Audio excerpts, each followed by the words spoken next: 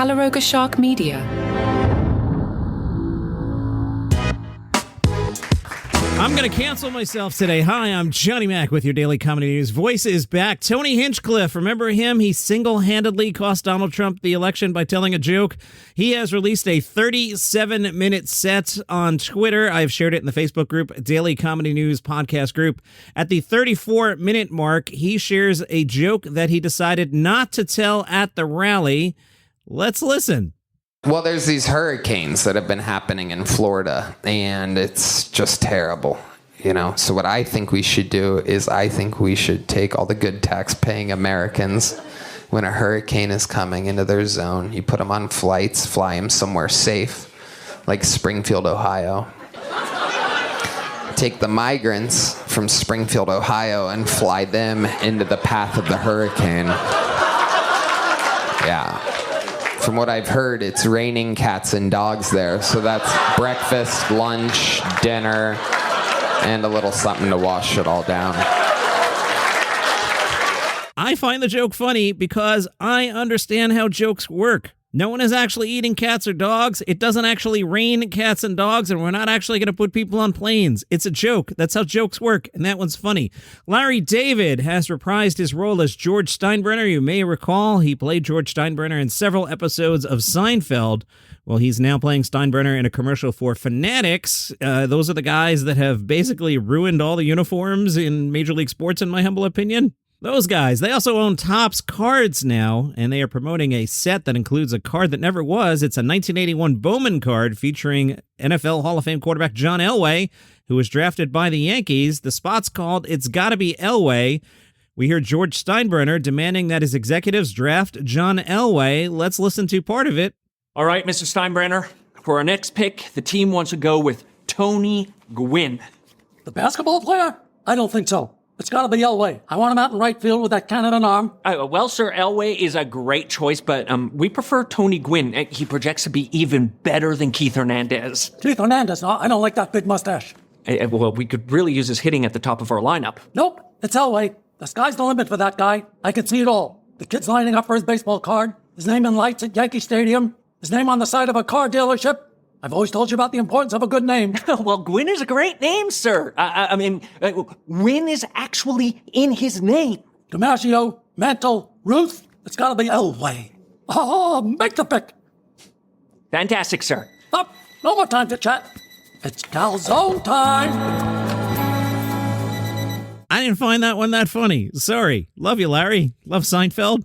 Not a funny commercial. The spot also features Stephen A. Smith and John Elway as themselves.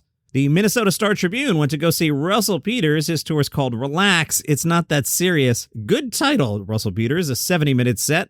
The Star-Trib says when riffing with an audience member with Malaysian roots, Russell Peters not only knew the country uses ringgits as currency, but what it's worth in American dollars.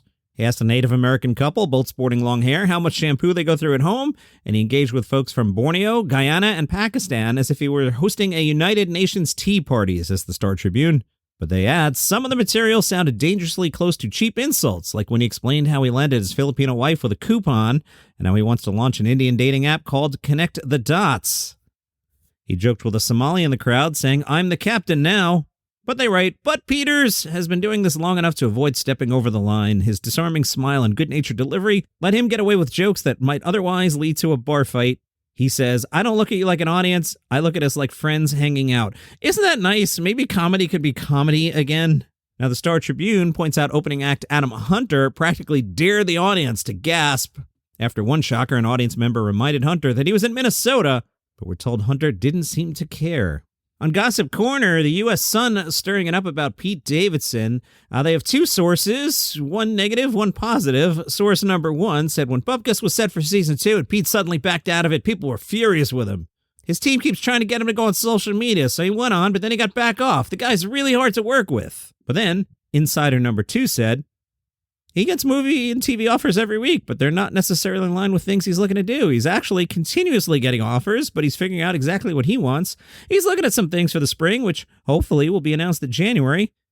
He has things going in the right direction, and he's considering a bunch of different projects, which will likely be confirmed sometime in the new year. An insider, perhaps a third insider, says Pete has a therapist in Florida who works on processing traumatic memories and dealing with PTSD. Pete travels to see the therapist on a regular basis for treatment, but Pete is currently clean and in a good headspace. So a phrase I increasingly use as I age is many things can be true at once. One, I could see, and I talked about this recently, where people don't want to sign Pete Davidson up for a deal because they're not sure that he'll actually show up for work. Put that aside. Two, we can be kind and supportive of Pete Davidson and hope that he finds a good path.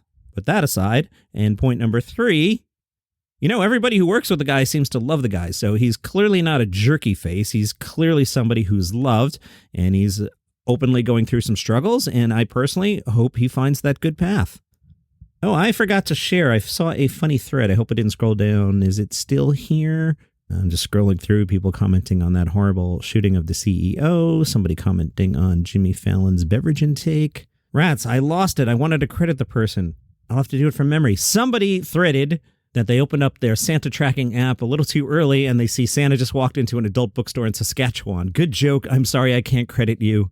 I am the Carlos Mencia of comedy podcasts. Gianmarco Cerezi, a friend of the show, he tweeted, this is getting confusing. Can we just all go back to Twitter and call it Twitter?